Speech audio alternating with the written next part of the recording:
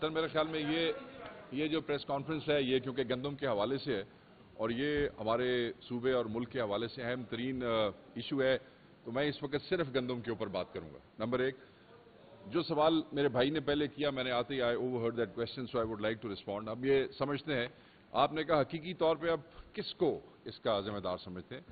ہم حقیقی طور پہ اس مسلم لیگ نون اور پی ڈی ایم کی حکومت کو اس کا ذمہ دار سمجھتے ہیں۔ ذہن میں رکھیے گا، یہ جو ایک ڈرامہ چل رہا ہے کہ جناب دیکھیں ہر کسی کی ذمہ داری ہے اس کے اندر، کسی کی تھوڑی ہے اور کسی کی زیادہ ہے۔ نگران حکومت ان پرائم منسٹر کے انسٹال ہونے سے 5 دن پہلے تک اس کی پرمیشن دیتی ہے۔ جو لاسٹ پرمیشن گرانٹ کی گئی تھی وہ 5 دن پہلے کی گئی تھی۔ 5 دن بعد آپ وزیر اعظم بن جاتے ہیں اور آپ اسی صوبے سے تعلق رکھتے ہیں جس صوبے کا یہ مین ایشو ہے، جہاں کا یہ کرائسس ہے۔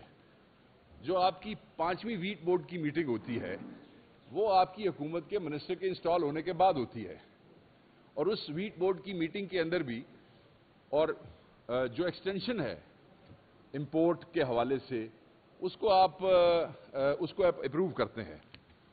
پھر آپ یہ دیکھیں کہ بیسیکلی تو یہ سمری اس وقت موو کی گئی تھی جس وقت پی ڈی ایم کی گورنمنٹ انسٹال تھی، کیئر ٹیکر تو آیا بعد میں۔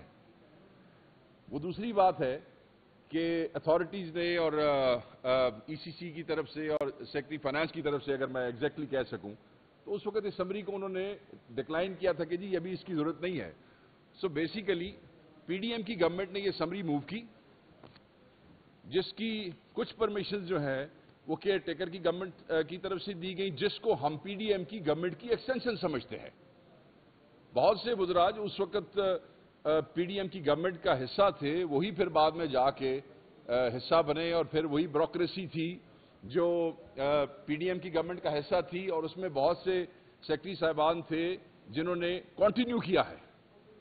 اچھا، پھر پرمیشنز ہو جاتی ہیں، وہ کہتے ہیں جی اس سے انپٹ لے لیں، اس سے انپٹ لے لیں، انپٹ لینے کے بعد وزیر اعظم شہباز شریف صاحب کے آنے سے 5 دن پہلے تک آخری پرمیشن، اور پھر آپ اپنی گورنمنٹ میں بھی اس کو آگے لے کے چلتے ہیں۔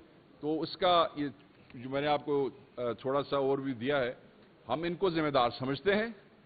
اب آپ انکوائری کمیشن بنائیں، کس کو آپ اس میں بلاتے ہیں، کس کو آپ اس میں نہیں بلاتے ہیں، آپ ذمہ دار ہیں۔ ہم یہ سمجھتے ہیں کہ وہ کس قسم کے آپ کے وزراء تھے، وہ کس قسم کے آپ کے سیکرٹری صاحبان تھے جو پروجیکشنز ہی نہیں ریڈ کر سکے۔ آپ کی بمپر کراپ کی، پھر آپ کے جو آپ کا سٹاک کیری فارورڈ ہو رہا تھا، آپ کو اس کا اندازہ نہیں تھا کہ اس کو ایڈجسٹ کیسے کرنا ہے، اور اس کو ایڈجسٹ کرنے کے بعد آپ نے کتنی امپورٹ کی آپ نے اجازت دینی ہے۔ سو میں یہ سمجھتا ہوں۔ اور دوسرا یہ جو کہہ رہے ہیں نا کہ مہنگائی کم ہوگی، ٹھیک ہے یہ کرائسس تو ہو گیا ہے، میں نے گورنمنٹ کے کچھ لوگوں کو سنا، مگر ہم یہ کہتے ہیں جی کہ کنزیومر کو سستی ملے گی۔ وہ کنزیومر تو بیچارہ مر گیا جی، کنزیومر نے تو کدی بھی سستی نہیں لبھی۔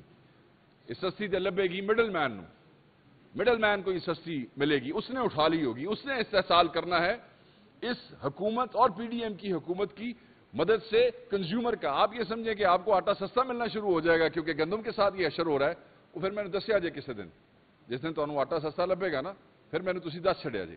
سو میں یہ سمجھتا ہوں کہ جیسے میرے سے پہلے میرے کولیگز، میرے بھائی یہاں پہ آلریڈی پوائنٹ آؤٹ کر چکے ہیں، سجیشنز اپنی ڈیمانڈز رکھ چکے ہیں کہ گورنمنٹ جو ہے اس کو بالکل یہ پرچیزنگ کرنی چاہیے۔ آپ اتنا بڑا دیکھیں 20% کا ہمیشہ ڈیسائیڈ ہوتا تھا کہ آپ ان سے خریدیں گے کسان سے، اور وہ آلموسٹ بن جاتی ہے 50 ملین کے قریب۔ اب آپ کہتے ہیں کہ جی ہم صرف 20 ملین جو ہے خریدیں گے۔ یہ ہم نے اس وقت اسمبلی میں بھی اٹھایا کہ یہ بڑا ظلم ہے کہ ہم اس کے ساتھ کیا کریں گے، بقایا کے ساتھ اس کو کہاں لے جائیں گے۔